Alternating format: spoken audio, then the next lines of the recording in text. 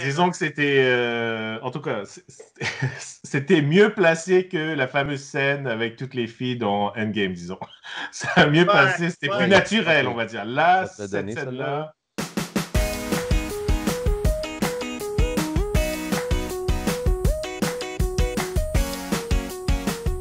Salut à tous et bienvenue à ce nouvel épisode d'Effet CG, tout spécial. Aujourd'hui, j'ai avec moi le plaisir d'avoir Hugo, Bonjour. Luc Bra, bra, bra. et Reza. Salut tout le monde! Salut, donc alors j'espère que c'est notre première tentative de faire une vidéo à distance, alors j'espère que ça va bien fonctionner. Aujourd'hui, on voulait vous parler un peu de nos impressions sur le tout dernier film de Marvel, et certainement le dernier film de Marvel cette année du MCU, donc Spider-Man Far From Home, loin des siens, comme on dit si bien chez nous ici. Et on voulait vous parler un peu de nos impressions, voir un peu ce fameux chapitre qui clôt finalement la saga, la phase 3, mais vraiment le gros chapitre du Infinity Gauntlet, etc. Donc, sans plus tarder, messieurs, je vais vous demander un peu vos impressions en général par rapport au film. Est-ce que ça a été pour vous un film digne de pouvoir justement bien clore juste après évidemment Endgame? Est-ce que c'était un film dont on avait besoin? Est-ce que c'était un film utile? Est-ce que c'était quelque chose dont on aurait pu se passer? Hugo, je vais commencer par toi, rapidement. Oui, OK. Toutes tes questions. Moi, en tout cas, moi, comme d'habitude, je l'ai bien aimé. Euh, Ça donnait, oui, ça faisait un bon bookend à la phase 3. Bon, on pouvait voir l'effet de la. On, on a pu voir un peu les effets des 5 ans comment ils l'ont Du appelé ça dans le blip, film? le Du blip. blip. Les effets du blip sur le monde. On l'a pas vu, on le voit pas beaucoup, mais on voit un peu comment bon, ça a affecté les relations entre certaines Ouais, personnes comme les étudiants, tu sais, qui se sont rendus compte que, oh, tout d'un coup, on a des collègues qui sont 5 ans 5 ans plus plus vieux, vieux. là. Mhm. Euh, on voit aussi, surtout, la, la perte que le monde a eue à avoir perdu Iron Man, mais surtout, en passant divulgacher pour Endgame, là. Des Euh, spoilers, oui. euh, la perte de Tony Stark, mais surtout comment ça a affecté Peter Parker. Je crois que c'était comme un bon chapitre, une bonne manière de montrer Comment ça s'est passé, ça l'a comment ça s'est affecté. passé. Alors, en général, moi, en tout cas, moi, je l'ai bien aimé. Ok, parfait. Toi, Luc? Ben, moi, ce que j'ai apprécié du film, c'est que oui, c'est c'est une suite directe à Endgame, puis ça répond à des questions, ça montre un peu le monde du MCU post-Endgame, sauf que c'est plus pour, tu sais, un peu mettre la table. Mais le film, en tant que tel, tu sais, vraiment stand-alone, puis je trouvais que c'était important, puis que Endgame soit pas un gros crutch pour ce film-là. Tu comprends? Puis le vibe du film étant genre, tu sais, le vacation movie, un peu comme, tu sais, il y avait plus dans les années 80, là, un Mhm. genre de sequel d'un film, mais que c'est un voyage, un road trip.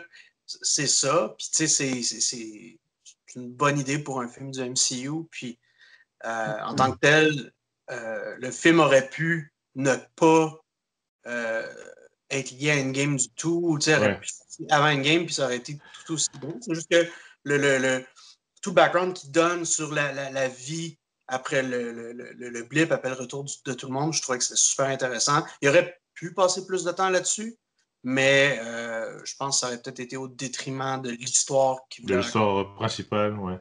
Parfait. Merci, Luc. Toi, Reza, quelles ont été tes impressions sur le film en général? Première des choses, 100% d'accord avec Luc. S'ils auraient passé trop de temps sur les conséquences, ci et ça, ça n'avait pas besoin de ça, puis ça n'avait pas besoin d'être ça non plus. Je l'ai beaucoup mieux aimé que Homecoming. Premièrement, je dirais que ça a amélioré beaucoup de choses par rapport au premier film. Le premier étant que MJ dans le premier, comme je la trouvais vraiment lame, là, puis pas intéressante du tout. Alors que dans celui-là, en fait, elle était beaucoup plus sympathique et likable. Ils ont vraiment développé son personnage dans ce film-là. Ouais. Aussi, un truc qu'ils ont fait plus que dans le premier, puis j'ai bien aimé, c'est tout cet aspect-là de sa vie en tant que Spider-Man, qui chie un peu sur sa vie personnelle. Il veut aller comme voir MJ, mais il faut qu'il aille se battre contre des villains, tout ça. Ça fait partie de ce qui rend Spider-Man bon pour moi comme personnage. Et par-dessus tout, Mysterio, wow, quel bon personnage, quel bon villain. J'ai adoré. Le seul point qui reste pour moi, on en a discuté un petit peu avant, c'est Spider-Man avec les ressources qu'il a. Personnellement, j'aime pas ça, mais même là, j'ai un petit peu d'espoir parce que c'est spoiler, j'imagine, la discussion. Là. Non, tu peux parler de tout, il n'y a pas de problème. Ok, c'est bon. Fait que la fin où Mysterio dévoile son identité secrète, ça me donne espoir que peut-être dans le ou les prochains films, ça va faire que ça lui donne moins accès à tout ce qu'il a maintenant, vu que peut-être Stark Industries ne peut pas l'aider autant, vu que il est mal vu par le public ou je ne sais pas quoi. Puis en même temps, ça va être un commentaire sur les genres de fake news, tout ça. Spidey, c'est très évidemment un Avenger et un héros, mais bon, quelqu'un comme Jameson là, qui commence à faire des fake news puis faire son Breitbart un petit peu, là, il y a des parallèles qu'ils peuvent faire avec ça, puis ça me donne espoir que Absolument. Spider-Man, ça se rapproche plus de que j'aime dans Spider-Man. En parlant de Jameson, est-ce que vous pensez que, donc, pour ceux, encore une fois, la tradition se respecte, vous devez rester jusqu'à la fin des credits, jusqu'à la fin, s'il vous plaît. Il y en a deux. Surtout dans ce film-là, je trouve qu'ils ont c'est deux importants, c'est deux très importants. Oui. Est-ce que vous pensez qu'ils vont qu'ils vont garder l'acteur qui fait Jameson pour les prochains, s'il y en a d'autres de Spider-Man? Ils peuvent pas faire ça. Puis après ça, juste le laisser de côté, là. Non.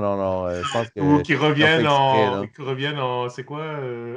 Gordon avec Joker, dans le film du Joker.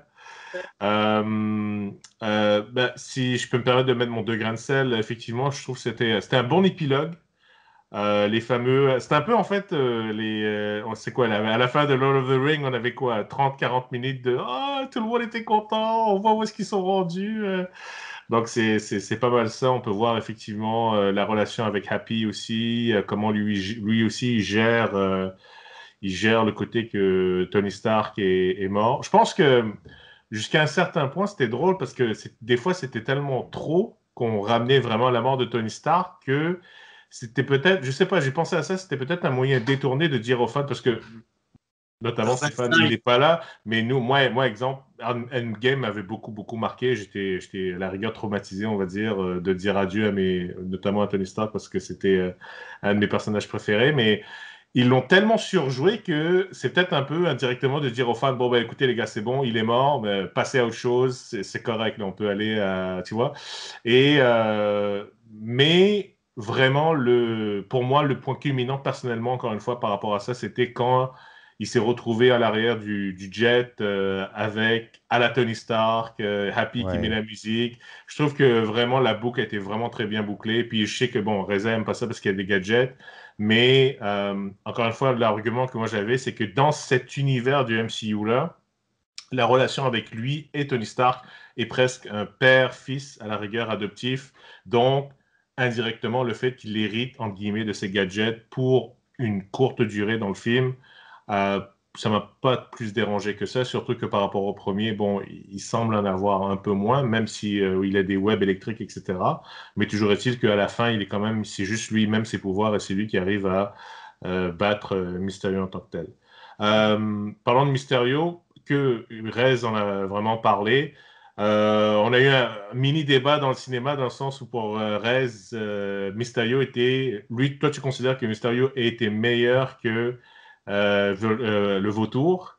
De pas beaucoup, mais je dirais que oui, c'est juste comme il était vraiment marrant là, avec tout son crew. Là, il y avait un scénariste là, Ouais, c'est ça. Hugo, toi, qu'est-ce que tu as pensé du vilain dans Far From Home? Il était bon. C'est sûr que quand on arrive dans le film puis qu'on sait que Mysterio, c'est un villain dans les comics, L'effet de surprise n'est pas là. l'effet de surprise est vraiment pas là. On s'y attend au moment où... On sait pas quand il va arriver, qu'il va nous dire... ça va être révélé, mais le moment où c'est révélé, c'est très bien fait. Ouais. Après qu'il ait donné Edith, on voit tout d'un coup le bar qui devient des hologrammes. C'était vraiment bien fait. Puis la seule chose qui m'a achalé un peu, c'est qu'il y a eu son moment à la Syndrome de Incredibles où, là, tout d'un coup, c'est exposition. Puis il explique, pour, pour notre. Pour notre bénéfice à nous, il explique telle personne, merci de m'avoir aidé avec telle affaire parce que Tony Ouais. Stark t'avait fait Ah, chier. C'était une des meilleures scènes du film. Moi, j'ai trouvé que c'était gossant parce que c'est Vraiment comme. intéressant comme ça, c'était vraiment bon. Hein. Les euh, callbacks aux anciens films, oui. Je dis pas, le je dis pas que les reveal callbacks étaient pas bons, là. j'ai adoré. Là. Je dis pas que les Vraiment. callbacks étaient pas bons, mais c'est que de la manière que la scène s'est déroulée, c'était comme vraiment juste pour le bénéfice de l'auditeur seulement. Parce que dans la vraie vie, on Ah, parle pas de même, là, tu on sais. voit que Reza et Luc sont pas... Luc, si tu me permets, vas-y de parler sur Mysterio. Après ça, je vais passer la parole à Reza. Vas-y, Luc, ouais. Mysterio, en regardant le film, puis ça arrive aussi avec Nick Fury, c'est que les personnages sont joués d'une certaine façon. Puis au début, tu te dis, OK, pourquoi Pourquoi il est c'est comme ça? Puis, tu as une raison dans le film plus tard. Tu sais, au début, quand Mysterio fait son good guy, il est vraiment comme dry, puis goody two shoes, puis t'es comme, OK. Mais tu sais, tu t'y attends que c'est un acte, mais tu sais, le reveal est vraiment super bon. Puis après ça, quand la vraie nature de Mysterio sort, puis de la manière qu'il interagit avec son crew, qui interagit avec Peter, Ouais. tu vois vraiment qui est vraiment, réellement, puis c'est une toute autre personne. Puis je trouvais que c'était très, très bien fait, bien réalisé. Puis la même chose avec Fury, quand on regarde Fury dans le film qui s'en fait passer des vitres, puis t'es comme, OK, Pourquoi? Normalement, il aurait dû... Ouais. oui, c'est ça. il passe pour un poche, tu sais. Mais à la Ouais. fin, tu te rends compte On que c'était comprend pas lui. pourquoi. C'est vrai, ça, Exactement. j'ai trouvé ça excellent parce Ça, que c'est vraiment drôle, ouais. c'est pour ça qu'il s'en est fait passer des vitres par Mysterio, puis que, regarde, c'était un autre niveau. C'est Tu sais, différent. C'est pour ça que les gens qui pensent que les films de super-héros, c'est juste un scénario très très simple et il n'y a pas de subtilité, se trompent énormément parce que ça a été vraiment très très bien pensé. C'était vraiment bien travaillé le scénario. Il y a eu presque des mini-moments à la Rousseau, même des fois on dirait, il y avait des indices, des petits trucs, des idées plantées ici et là, donc c'était assez proche de ça. Reza, tu voulais interjecter par rapport à ce que disait Hugo tout à l'heure, vas-y rapidement. Deux trucs par rapport à la scène dans le bar. Premièrement, avant que le reveal se fasse, je ne sais pas si vous pensiez la même chose que moi, mais ils étaient dans un bar avec leurs costumes et tout. Là. Il n'y a personne qui disait rien, il n'y avait personne. L'aspect que tu personne qui dit rien. Fait que cet aspect-là était bon. Puis, dans n'importe quel autre film, je serais d'accord avec Hugo sur ce qu'il a dit. Par contre, dans ce contexte-là, je trouve que ça fit parce que c'est comme un genre de toast où genre tout le monde célèbre, puis tu sais, comme you toot everybody's horn, puis tout ça. Fait que c'était pas forcé là-dedans. Moi, je trouvais que ça fitait bien. Disons que c'était, en tout cas, c'était mieux placé que la fameuse scène avec toutes les filles dans Endgame, disons.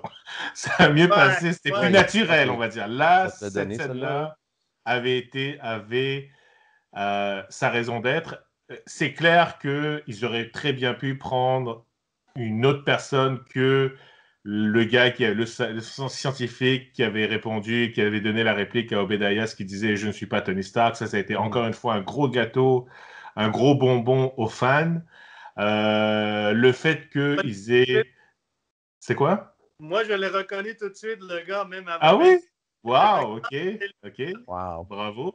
Le fait qu'ils aient, puis ça je disais, ça faisait un petit peu à la Rousseau justement, le fait qu'ils aient repris la scène où on voyait Tony Stark au début avec son hologramme, avec ses parents, mais que tu vois finalement que c'est le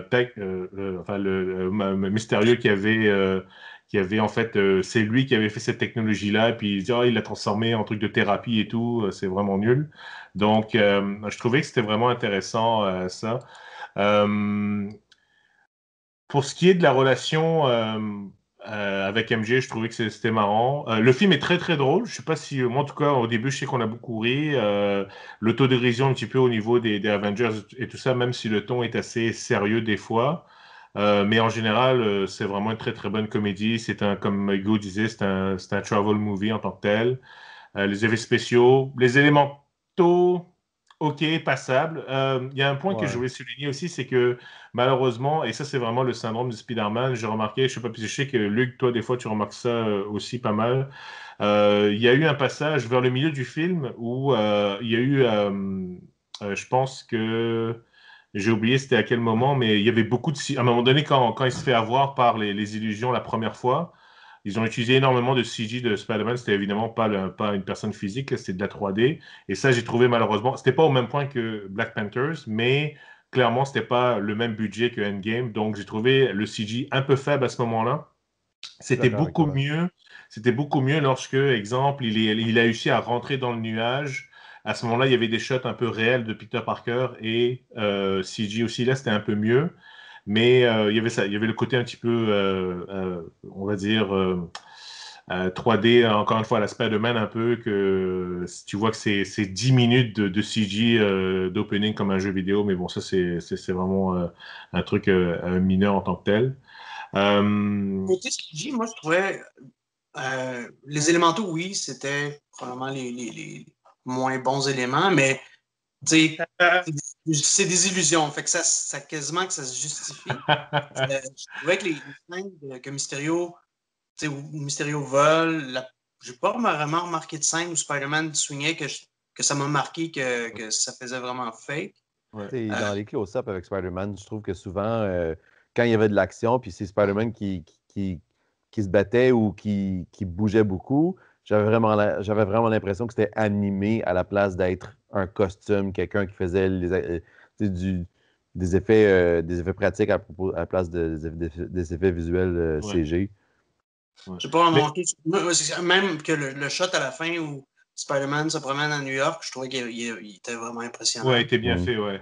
C'est pas toutes les scènes, mais c'est vraiment quand il se fait vraiment entraîner dans les illusions, puis qu'il sait pas où il est, puis finalement il est knock-out, je pense, un truc comme ça. Ça, c'était vraiment cool. Mais après, il faut acheter l'idée. Il faut acheter l'idée que Mystérieux, c'est quelqu'un qui fait des effets spéciaux, qu'il est capable de te vendre qu'il y a un énorme monstre qui fait de la lave et qu'il est capable de... Ça, honnêtement, est-ce que il a utilisé des procs, comment dire, des outils ou des accessoires qui ont vraiment fait fondre quelque chose ou que les gens ont juste vu ça ou c'est les drones, mais les drones, on fait quoi? Est-ce qu'ils sont... Parce que on sait à date, moi j'ai vu 2 pouvoirs pour les drones. J'ai vu qu'ils pouvaient tirer des vraies balles et ils pouvaient pousser des trucs avec un beam de son, un truc comme ça, de loin. Ouais. Mais est-ce qu'ils peuvent... J'imagine qu'il y avait des lance-flammes aussi. Pour cela. Mais en tout cas, je trouvais ça assez. J'imagine parce que normalement, techniquement, les gens doivent avoir chaud, ça doit machin. Après, tu me diras avec la panique, etc. Bref, il faut juste acheter cette idée-là. Mais une fois que tu l'achètes, évidemment, tout le film va de soi. Évidemment, comme on dit, on peut vous le dire, là, Nick Fury, comme Luc l'avait mentionné, Je m'attendais vraiment pas à ce tie-in avec Captain Marvel, comme quoi ça s'annonce bien pour la suite, mais le fait que dans ce cas-ci, Maria Hill et Nick Fury ont été joués par deux Skrulls. Ça, je trouvais ça vraiment rafraîchissant, très brillant, très drôle aussi. Et effectivement, ça explique ce que tu disais, Luc, le fait qu'il s'en est fait passer des petites vites et qu'il n'avait pas, il n'était pas aussi, on va dire, aussi Nick Fury que ce qu'il avait été auparavant. Et c'est ce qui peut-être a pu laisser justement Mysterio aller aussi loin et aller prendre justement Edith et des choses comme ça. Ouais. Ouais, Le vrai Nick Fury l'aurait probablement pogné avant. Je n'avais pas Ouais. pensé à ouais, ça. certainement. Et il n'y aurait pas eu de film, évidemment. Donc, Mm. et vraiment, pour le dernier Stinger, évidemment, on retrouve évidemment le vrai Nick Fury qui est là, qui est carrément dans l'espace, comme on peut le voir, et ça s'annonce vraiment très, très intéressant. Donc, en général, avant qu'on parle peut-être un petit 5 minutes sur la suite de ce qui s'en vient peut-être au niveau de phase 4, globalement, vous êtes d'accord que est-ce que c'est un film, comment dire, je ne vais pas dire nécessaire, mais est-ce que tout fan du MCU l'a certainement déjà vu, mais quelqu'un qui hésiterait, exemple les conjointes, exemple, est-ce que c'est quelque chose qu'il faut vraiment qu'il voit, Je trouve Je pense que que Hugo? des films de Marvel les plus accessibles Ouais. par son humour, par le fait que c'est Spider-Man qui est connu, Mhm. puis par le fait de son histoire qui est quand même, malgré qu'il y a beaucoup, beaucoup d'éléments de callback, est quand même assez. Ça se regarde bien. ouais, Ouais, tu sais, quand même assez autonome là, de ce Ouais. côté-là. Puis, ouais. je veux dire, il n'y a pas. Tu sais, les effets spéciaux sont bons, les acteurs sont bons, l'histoire est bonne. C'est un des très bons films du MCU, je trouve. Puis, Ouais. Un ça bon va que- stand-alone movie, puis c'est. Ouais. OK. Ça, je vais te dire, euh, à la venue de Endgame, beaucoup de gens me demandaient, bon, j'ai des amis, des collègues qui suivent pas nécessairement tous ces films-là, puis qui me demandaient, ah, j'ai vu tel film, j'ai vu tel film. Puis là, ils me demandaient souvent, ah, bon, j'ai vu Infinity War, est-ce que je vais aller voir Endgame, est-ce que je devrais voir Captain Marvel? Souvent, je leur disais, non, c'est un film que tu peux facilement skipper. On devrait Puis pas maintenant. Puis Marvel. maintenant. Euh, Spider-Man, c'est pas un film comme ça. C'est vraiment c'est comme un épilogue. C'est un épilogue à Endgame, mais en même temps, c'est son propre film, c'est sa propre histoire. Vaut la peine d'être vu pour plein de raisons. Ouais. Ouais. OK. Le raisin pour toi?